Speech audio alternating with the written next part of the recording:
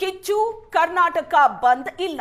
ಎಂದಿನಂತೆ ಜನಜೀವನ ಇದೆ. ಬೆಂಗಳೂರು ಸೇರಿದಂತೆ ಬಹುತೇಕ ಜಿಲ್ಲೆಗಳಲ್ಲಿ ಯಥಾಸ್ಥಿತಿ ಇದೆ. ಕರ್ನಾಟಕ ಬಂದ್ಗೆ ಬೆಂಬಲಿಸದೆ ಪ್ರತಿಭಟನೆಗೆ ಮಾತ್ರ ಸೀಮಿತ ಆಗಿದೆ. ಇವತ್ತು ಕರೆ ಕೊಟ್ಟಿರುವಂತ ಕರ್ನಾಟಕ ಬಂದ್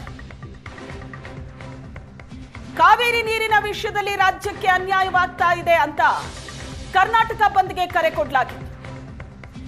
ಕರ್ನಾಟಕ ಬಂದ್ಗೆ ಸಂಘಟನೆಗಳು ಕರೆ ಕೊಟ್ಟಾಗ ಪರಿಸ್ಥಿತಿ ಕಷ್ಟ ಆಯಿತು. ಜಲಾಶಯಗಳಲ್ಲಿ ನೀರಿರಲಿಲ್ಲ, ತಮಿಳುನಾಡಿಗಿಂತಿಷ್ಟು ನೀರು ಹರಿಸಬೇಕು ಅನ್ನೋ ಆದೇಶ. ಅದಾದ ನಂತರ ಕಾವೇರಿ ಜಲಾನಯನ ಪ್ರದೇಶಗಳಲ್ಲಿ ಮಳೆ ಬಂತು, ಜಲಾಶಯಗಳಲ್ಲಿ ತಕ್ಕ ಮಟ್ಟಿಗೆ ನೀರು ಬಂತು. ತಮಿಳುನಾಡಿಗೆ 4.5 TMC, ಹೆಚ್ಚುವರಿಯಾಗಿ 3.5 TMC ನೀರು ಹರಿದು ಹೋಗಿದೆ. ಅದಾದ ನಂತರ ಈ ಪರಿಸ್ಥಿತಿಯಲ್ಲಿ ಕರ್ನಾಟಕ ಬಂದ್ ಮಾಡೋ ಅವಶ್ಯಕತೆ ಇಲ್ಲ ಅಂತ ಕೆಲ ಸಂಘಟನೆಗಳು, ಕನ್ನಡ ಪರ ಸಂಘಟನೆಗಳೇ ಬಂದ್ನಿಂದ ಹಿಂದೆ ಸರಿದು. ಆದ್ರೆ ವಾಟಾಳ್ ನಾಗರಾಜ್ ಬಂದ್ ಮಾಡೇ ಮಾಡ್ತೀವಿ ಅಂತ ಪಟ್ಟು ಹಿಡಿದು.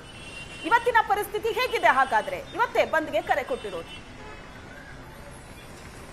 ಎಲ್ಲ ಬೆಳವಣಿಗೆಗಳು ನಡೆದ ನಂತರ ಮತ್ತೆ ತಮಿಳುನಾಡಿಗೆ 15.5 TMC ನೀರು ಬಿಡಬೇಕು ಅನ್ನೋ ಆದೇಶ ಬಂದ ನಂತರ ಸಂಘಟನೆಗಳು ಹೇಳಿರೋದು, ನಮ್ಮ ಹೋರಾಟ ಮುಂದುವರಿಯುತ್ತೆ, ಆದ್ರೆ ಕರ್ನಾಟಕ ಬಂದ್ ಮಾಡೋ ಅವಶ್ಯಕತೆ ಇಲ್ಲ, ಹಾಗಾಗಿ ನಮ್ಮ ಬೆಂಬಲ ಇಲ್ಲ ಅಂತ.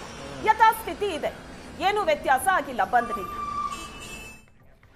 ಕಾವೇರಿ ಅನ್ಯಾಯವನ್ನ ವಿರೋಧಿಸಿ ಕನ್ನಡ ಸಂಘಟನೆಗಳು ಕಹಳೆ ಮೊಳಗಿಸಿದೆ.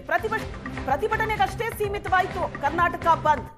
ಕನ್ನಡ ಹೋರಾಟಗಾರ ವಾಟಾಳ್ ನಾಗರಾಜ್ ಪೊಲೀಸರ ವಶಕ್ಕೆ. ಬಾಯಿಗೆ ಪ್ಲಾಸ್ಟರ್ ಕಟ್ಕೊಂಡು ವಾಟಾಳ್ ನಾಗರಾಜ್ ಪ್ರತಿಭಟನೆ ನಡೆಸಿದ್ರು. ಮನೆ ಮುಂದೆಯೇ ವಾಟಾಳ್ರನ್ನ ಪೊಲೀಸರು ವಶಕ್ಕೆ ಪಡೆದಿದ್ದಾರೆ. ಶಾಂತಿಯುತವಾಗಿ ಪ್ರತಿಭಟನೆ ಮಾಡ್ತೀವಿ ಅಂದ್ರೂ ಕೂಡ ಪೊಲೀಸರು ಬಿಟ್ಟಿಲ್ಲ.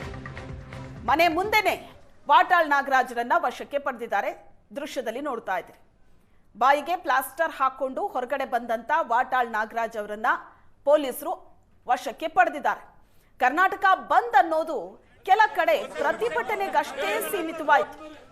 ಬಾಯಿಗೆ ಪ್ಲಾಸ್ಟರ್ ಹಾಕೊಂಡು ಮನೆಯಿಂದ ಹೊರಗಡೆ ಬರ್ತಾ ಇದ್ದಂತೆ ವಾಟಾಳ್ ನಾಗರಾಜ್ರನ್ನ ಪೊಲೀಸರು ವಶಕ್ಕೆ ಪಡೆದಿದ್ದಾರೆ.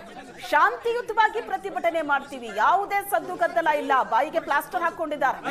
ಶಾಂತಿಯುತವಾಗಿ ಪ್ರತಿಭಟನೆ ಮಾಡ್ತೀವಿ ಅಂದ್ರೂ ಕೂಡ ಅವರನ್ನ ವಶಕ್ಕೆ ಪಡೆದಿದ್ದಾರೆ.